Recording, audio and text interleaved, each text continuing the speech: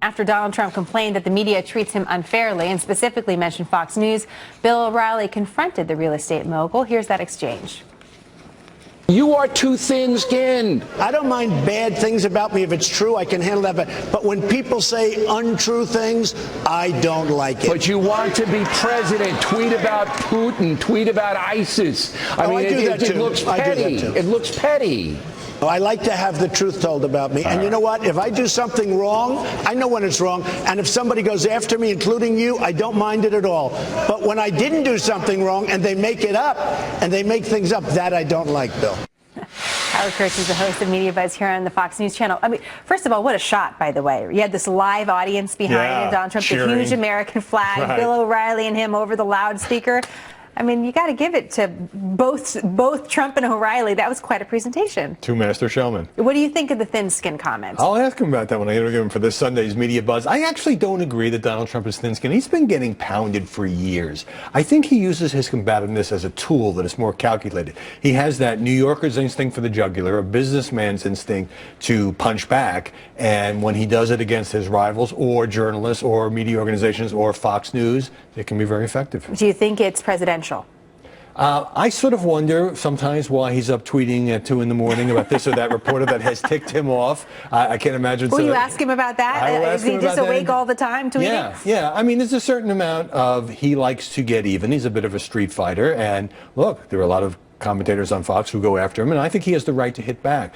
But it is kind of like O'Reilly said, I wonder why it consumes so much of his time, except, Jenna, his base loves it. They don't trust the media. They don't like the media. They don't like big institutions. And so he scores points in the guise of getting even with his detractors. Well, it's new in the way that as far as money and having to pay for advertisement, he sends out one tweet and look, it can drive the entire news day. It's not only that he's got 5 million followers or whatever, but every journalist now follows @real Donald Trump. And yes, then it gets on the air and it hits the media echo chamber. So he doesn't have to spend the millions of dollars his rivals have on TV advertising. So you're going to sit down with him in just a few days, because your focus is media and presentation and all of that it entails, which is really the big news stories of the day.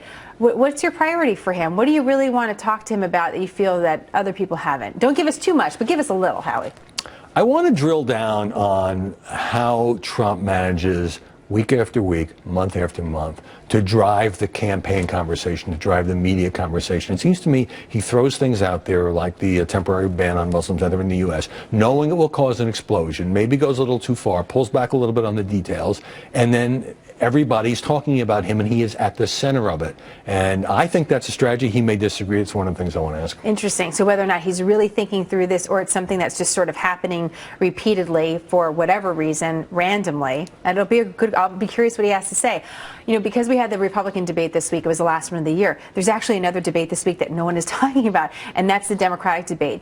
And part of the reason why no one's talking about it during the week is because it's on a Saturday. And that's a very interesting choice if you're choosing to broadcast a debate. Talk to us about the choice of the Democrat debate on a Saturday. What does it mean? Well, this ABC debate this Saturday night with Hillary Clinton and her two rivals follows another Saturday night debate by CBS. That's the dead zone in television time. So if you want to save your lucrative primetime programming for another night, you put something on Saturday. It clearly reflects the fact the media have lost interest in the Democratic race. Everybody expects it to be a Hillary coronation. But do you think the media has lost interest, or do you think the media is driving losing interest by not putting it on a Wednesday night at 9 o'clock?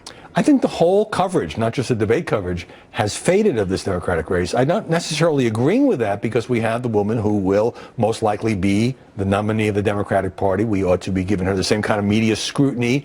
But at the same time, we love a horse race. There ain't much of a horse race. Bernie Sanders is well behind. He's not even attacking her on the email mess.